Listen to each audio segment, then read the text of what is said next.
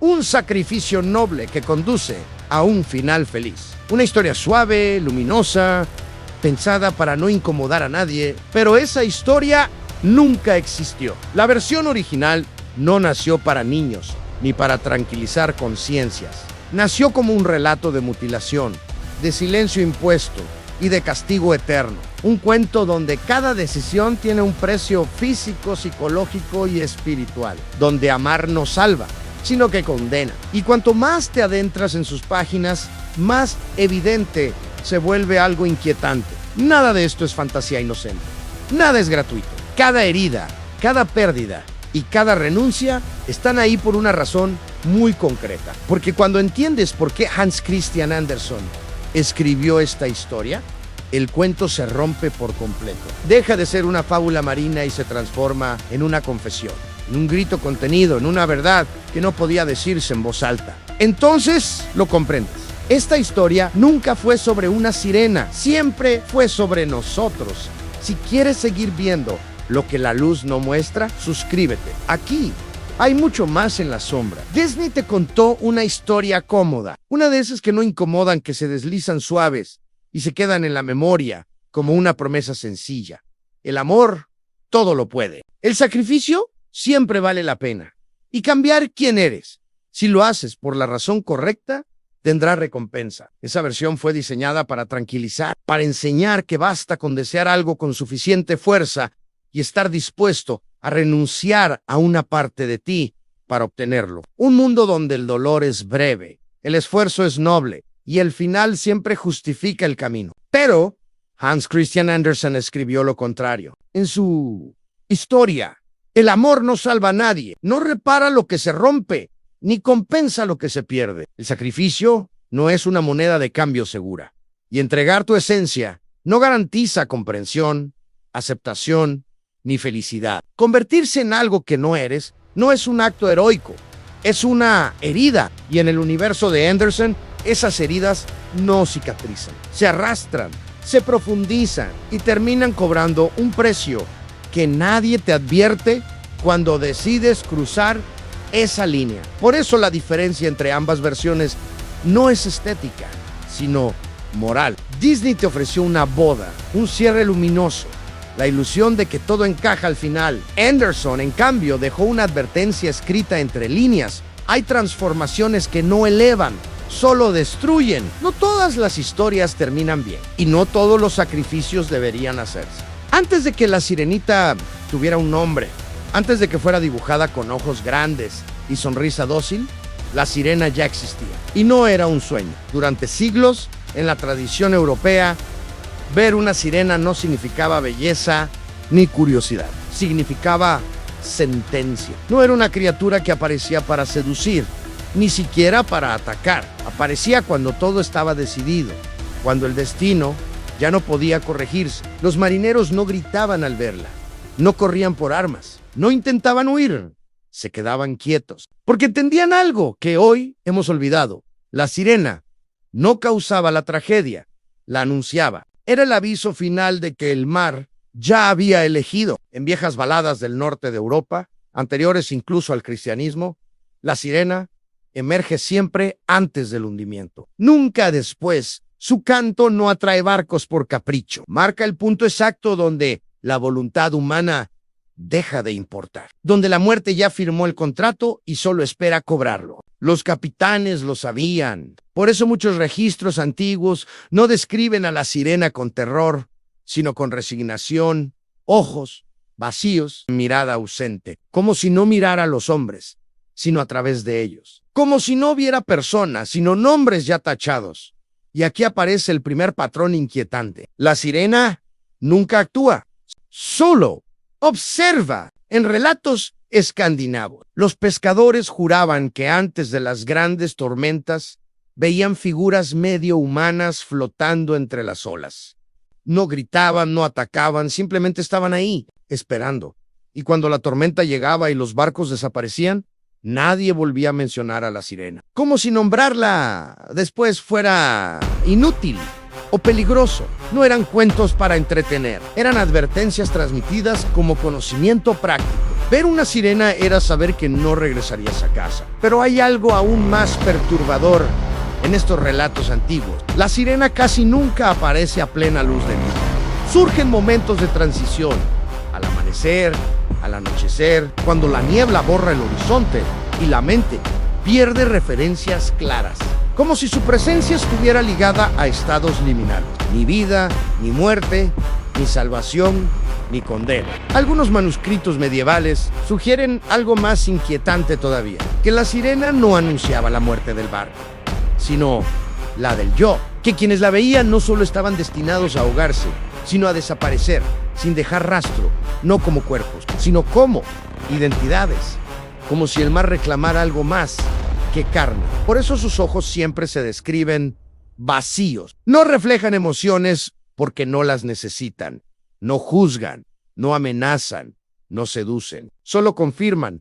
La sirena no persuade a nadie de seguirla. Simplemente está ahí cuando ya no hay marcha atrás. Como un espejo tardío que te muestra lo que ya perdiste. Entonces ocurre algo extraño. Con el paso de los siglos, esta figura, vinculada a la muerte inevitable, comienza a transformarse en algo distinto. No deja de ser peligrosa, pero su amenaza cambia de forma. Ya no anuncia solo el final del cuerpo, sino algo más profundo, la pérdida del ser. La muerte física se vuelve secundaria. Lo verdaderamente aterrador pasa a ser la disolución interior, la renuncia silenciosa, el abandono gradual de aquello que te definía, todo envuelto en la promesa de algo mejor. La sirena empieza a asociarse con el amor, pero no con el amor que salva, con el amor que consume.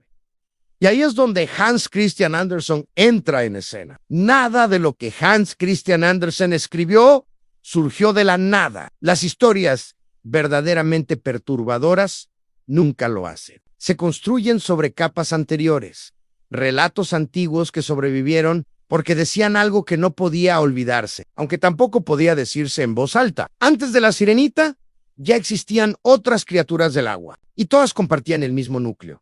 Amar a un humano no las salvaba, las destruía. La primera fue Undine. En la novela de 1811 de Friedrich de la Motte Fouquet, Undine es un espíritu del agua sin alma. Puede reír, sentir, desear, pero hay algo que nunca tendrá: eternidad. La única forma de conseguir un alma es casándose con un hombre humano.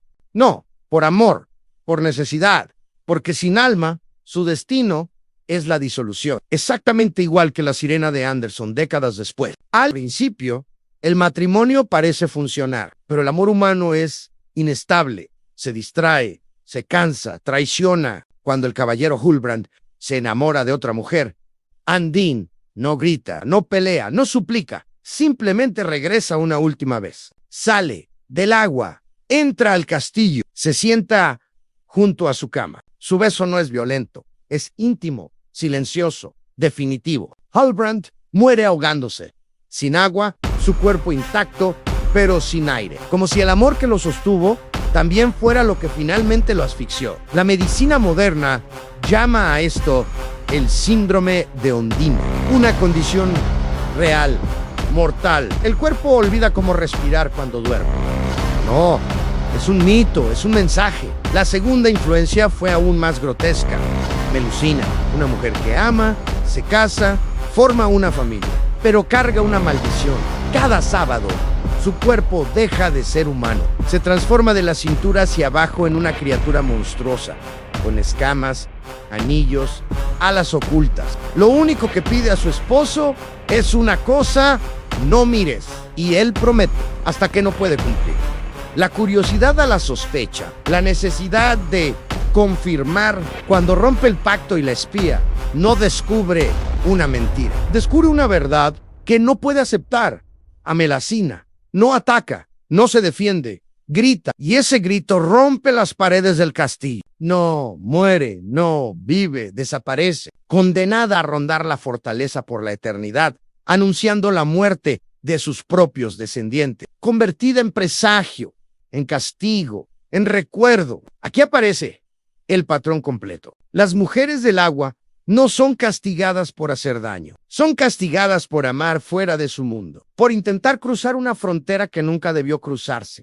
Y Anderson lo entendió. Tomó de Andín la idea del alma como moneda de cambio, de Melusina el cuerpo como secreto inaceptable. Y añadió algo más cruel todavía: la renuncia voluntaria. Su sirena no es descubierta, no es desenmascarada. Ella misma se destruye para encajar. Y ahí es donde la historia deja de ser folclore y empieza a aparecer una confesión. La bruja del mar no es una villana. Eso es lo primero que hay que entender. No seduce, no engaña, no promete finales felices. La bruja simplemente dice la verdad. Vive en un lugar donde nada crece. Un territorio sin luz, sin belleza, sin movimiento innecesario. Su hogar no es una cueva mágica, sino un espacio de restos, huesos, fragmentos, cuerpos que no llegaron al final del trato. No es casual, es un aviso. Antes de ofrecer ayuda, la bruja explica el precio con precisión quirúrgica. No suaviza palabras,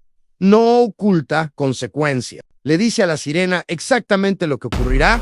Si acepta, perderá la voz, sentirá un dolor constante, caminará como si pisara cuchillos, y aún así, nada está garantizado. Este es el detalle que Disney eliminó por completo. El pacto no es un intercambio justo, es una apuesta desesperada. La voz de la sirena no es solo sonido, es poder, identidad, presencia. En los relatos antiguos, la voz de una criatura marina podía alterar la realidad. Podía llamar tormentas, torcer voluntades, arrastrar hombres a su final. Al perderla, la sirena no se vuelve vulnerable, se vuelve inofensiva. Y la bruja lo sabe. Por eso no le arranca la voz de cualquier manera. En la versión original no se la quita como si fuera un hechizo abstracto. Le corta la lengua, hay sangre, hay mutilación, hay una pérdida irreversible. No es simbólico, es corporal. A partir de ese momento, la sirena entra en un estado permanente de disonancia. Su cuerpo ya no le pertenece. Cada paso es dolor. Cada movimiento es un recordatorio de que ha violado una ley natural. No está aprendiendo a ser humana, está pagando por intentarlo. Y aquí aparece el horror más profundo del pacto. La bruja no obliga a la sirena a nada. La sirena elige sufrir, elige callar, elige destruirse lentamente por una posibilidad mínima de aceptación. Este no es un castigo impuesto desde afuera, es autoaniquilación voluntaria. Y eso lo vuelve mucho más inquietante, porque la bruja representa algo incómodo. El sistema nunca te fuerza a cambiar, solo te muestra lo que debes sacrificar si quieres pertenecer. El contrato está ahí, siempre ha estado ahí, y cada quien decide si firma. El cuerpo de la sirena se convierte en un campo de batalla. Sus piernas humanas no funcionan como deberían. Los nervios gritan constantemente. El dolor no disminuye con el tiempo. No hay adaptación. No hay recompensa fisiológica. El sufrimiento es estable, diario, permanente. Y aún así, ella sigue adelante. No porque sea fuerte, sino porque ya no puede volver atrás. El pacto no tiene cláusula de arrepentimiento. Una vez firmado, no hay regreso al mar. No hay refugio. No hay hogar al que volver sin consecuencias aún peores. La bruja no necesita vigilarla. El daño ya está hecho. Y aquí el mensaje se vuelve imposible de ignorar. El verdadero terror no es la bruja. Es el mundo que hace que este pacto parezca razonable. La transformación no termina cuando la sirena obtiene piernas. Ahí es cuando realmente empieza. Anderson no describe este cambio como un milagro. Lo describe como una condena prolongada. Cada paso que da sobre tierra firme es como pisar hojas afiladas. No, de manera ocasional. No como una prueba inicial. Siempre. El dolor no disminuye con el tiempo.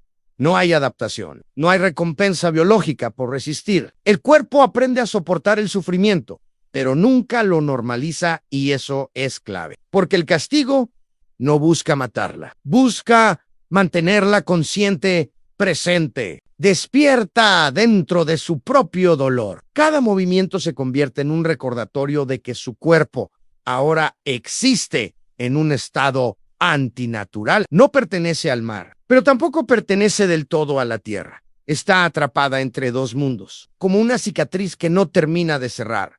La tortura no es solo física, es psicológica. La sirena debe pensar cada paso. No tiene memoria corporal de cómo caminar. Cada gesto requiere atención absoluta.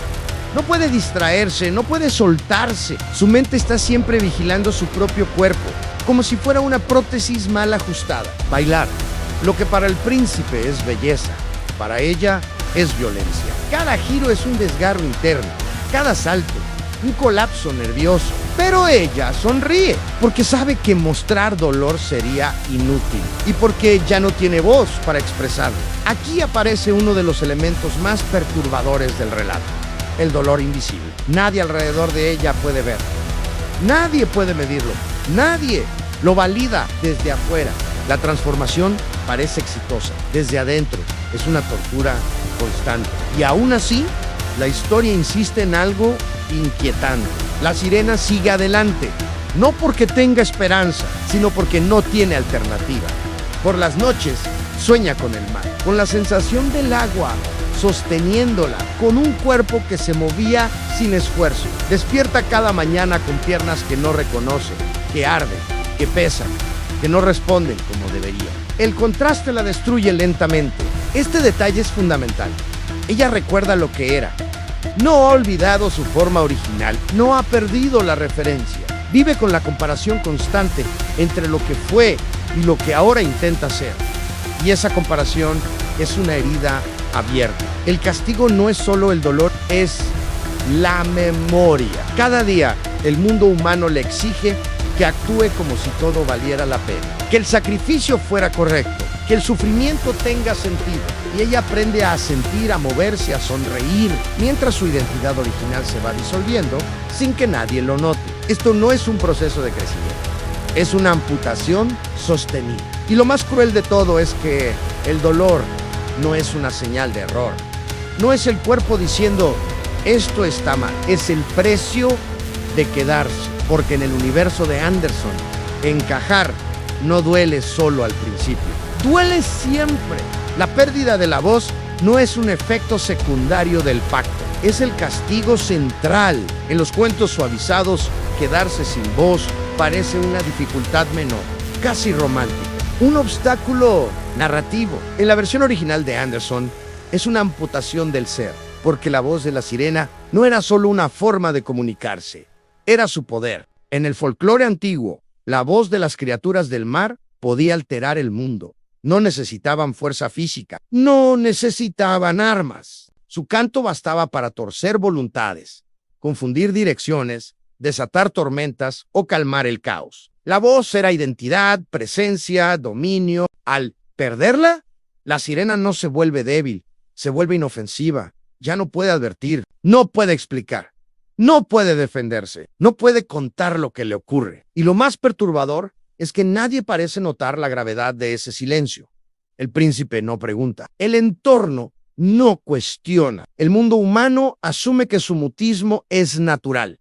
Aquí el castigo se vuelve social, porque el silencio no solo la aísla, la convierte en un objeto de observación. Puede ser mirada, admirada, deseada, pero no escuchada. Su valor pasa a estar completamente ligado a su apariencia, a su gracia, a su capacidad de agradar sin incomodar. Habla con el cuerpo, baila, sonríe, asiente, pero no existe para sí misma. Anderson sabía exactamente lo que estaba escribiendo. En su tiempo, una voz que se salía del molde era peligrosa. Demasiada opinión, demasiada presencia, demasiada verdad. El silencio, en cambio, era virtud, especialmente cuando el deseo no encajaba en lo permitido. La sirena aprende rápido que el silencio no es solo una ausencia, es una condición para ser aceptada. Mientras no hable, puede quedarse. Mientras no exprese su dolor, no incomoda. Mientras no diga quién es realmente, no representa una amenaza. Y aquí aparece una verdad inquietante. El mundo no le quitó la voz, la recompensó por perderla. El príncipe la aprecia precisamente porque no habla, porque no contradice, porque no revela, porque no reclama. Su silencio se interpreta como dulzura, como inocencia, como virtud. Pero por dentro, la historia es otra. La sirena tiene pensamientos, tiene memoria, tiene sufrimiento, tiene una verdad que no puede pronunciar. Y esa verdad empieza a pudrirse en su interior. No porque sea falsa, sino porque no tiene salida. El silencio prolongado no libera, Solo, asfixia. Y cuanto más tiempo pasa sin voz, más se erosiona algo esencial. No solo su capacidad de hablar, sino su derecho a existir como sujeto. Empieza a verse a sí misma como los demás. La ven como algo bello, útil, intercambiable. Aquí el castigo alcanza su forma más cruel.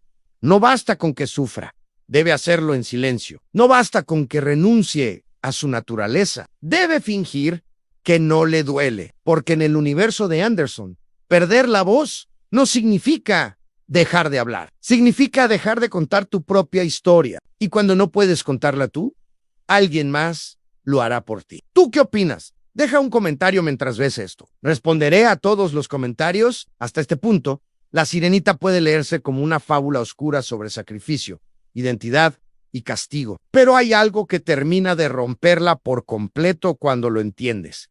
Andersen no estaba inventando este dolor, lo estaba viviendo. Hans Christian Andersen escribió esta historia en uno de los momentos más devastadores de su vida.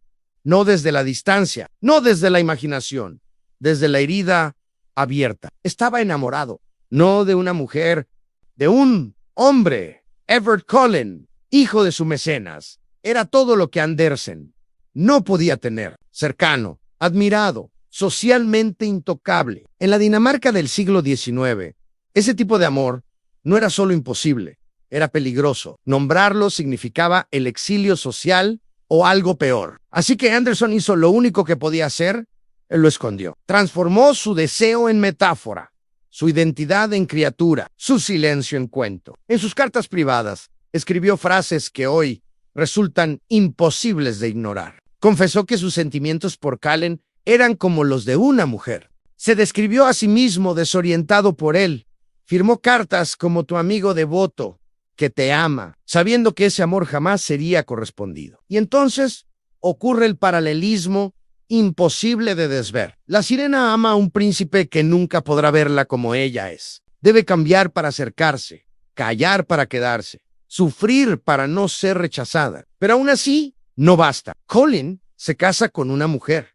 El príncipe elige a otra. En ambos casos, el amor correcto triunfa. El amor permitido, el que encaja, el que no amenaza el orden. Y el otro queda condenado al silencio. Aquí la historia deja de ser simbólica y se vuelve brutalmente honesta. La sirena no quiere al príncipe por romanticismo. Lo necesita para no desaparecer. Andersen no deseaba solo amor. Deseaba existir sin tener que mutilarse. Pero el mundo no le ofrecía esa opción. Así que escribió una historia donde amar no salva, donde sacrificarse no garantiza aceptación, donde renunciar a quien eres solo te compra más sufrimiento. Una historia donde el castigo no llega por hacer daño, sino por desear lo que no te está permitido. Y entonces todo encaja. El dolor constante, el silencio obligatorio, la promesa que nunca se cumple. No son recursos narrativos, son autobiografías cifradas.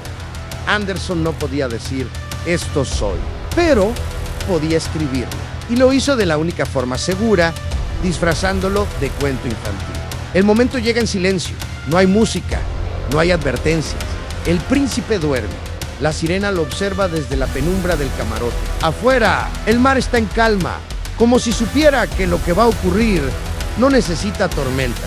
En su mano, el cuchillo. No es un arma cualquiera. Es la última salida, la única forma de volver atrás. Sus hermanas se lo explicaron sin rodeos. Si la sangre del príncipe cae sobre sus pies antes del amanecer, su cola regresará. El dolor terminará. El castigo se anulará. Volverá al mar, a su hogar, a una existencia que, aunque limitada, al menos le pertenece. No es venganza, es supervivencia.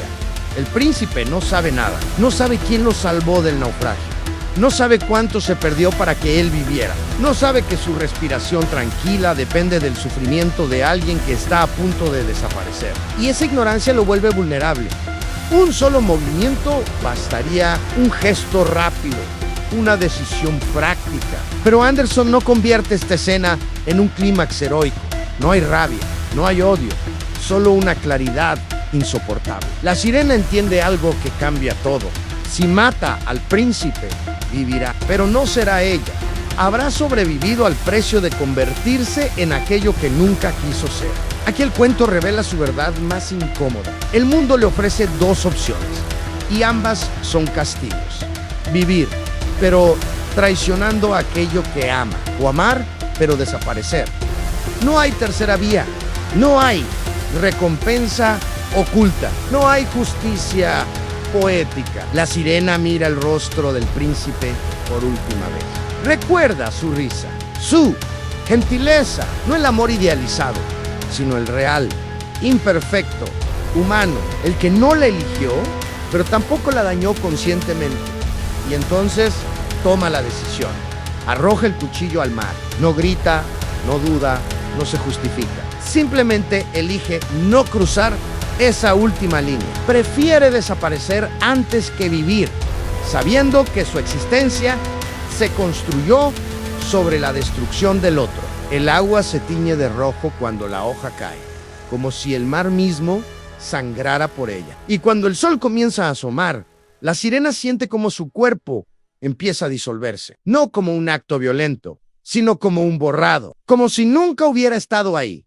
Este no es un sacrificio glorioso, es una renuncia final. Y aquí Anderson deja claro algo que Disney jamás se atrevió a tocar. Hay sistemas tan crueles que incluso elegir el bien conduce a la aniquilación. Hay amores que no pueden vivirse sin desaparecer. Y hay decisiones morales que no salvan a nadie. La sirena no muere como heroína, muere como alguien que se negó a convertirse en monstruo. La disolución no es el final. Eso es lo primero que Anderson deja claro, casi con crueldad. Cuando la sirena se arroja al mar y su cuerpo comienza a deshacerse en espuma, el lector espera el cierre definitivo, la nada, el descanso, el fin del dolor, pero no ocurre. En lugar de desaparecer, la sirena despierta en otra forma, más ligera, translúcida, sin peso, sin cuerpo. Se ha convertido en una hija del aire, un ser que ya no pertenece ni al mar ni a la tierra. No está viva, pero tampoco está muerta.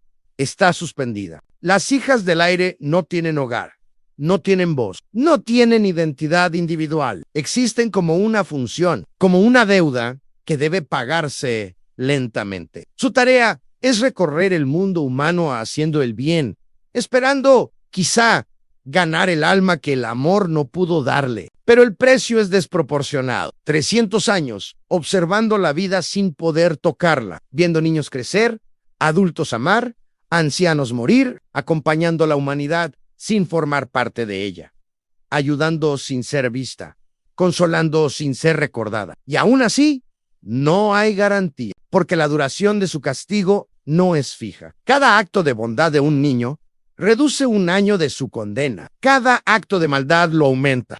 Su salvación ya no depende de ella, sino de otros, de comportamientos triviales, de errores infantiles, de un sistema moral arbitrario. Aquí Anderson introduce su golpe final. La sirena ya lo sacrificó todo. Su cuerpo, su voz, su hogar, su identidad, su existencia. Y aún así, el mundo le dice, no es suficiente. La condena de las hijas del aire no es redención, es vigilancia eterna. Es la promesa de una salvación siempre postergada, siempre condicionada, siempre fuera de alcance. No es casual. Anderson estaba describiendo una sociedad donde nunca se perdona del todo, donde incluso el arrepentimiento debe probarse durante una vida entera, donde la pureza se mide en conductas externas, no en sufrimiento interno. La sirena ya no puede elegir, ya no puede amar, ya no puede hablar, solo puede esperar. Y entonces el cuento revela su verdad más amarga. No todos los sacrificios liberan. Algunos solo te atan a una forma distinta de prisión, más sutil, más silenciosa, más aceptable. Disney terminó la historia con una boda. Anderson la terminó con una sentencia. Una criatura invisible, sin voz, sirviendo a un mundo que nunca la aceptó, esperando que algún día, si otros se comportan bien, le permitan existir de verdad. Ese es el final original. Y tal vez por eso nunca fue contado completo, porque obliga a enfrentarse a una idea insoportable, en que a veces el castigo no llega por hacer el mal, sino por intentar ser quien eres en un mundo que no te lo permite. Al final, La Sirenita no es un cuento sobre magia ni sobre romance. Es una historia sobre lo que ocurre cuando el mundo te pide que te borres para poder quedarte. Anderson no escribió un final feliz porque no lo conocía.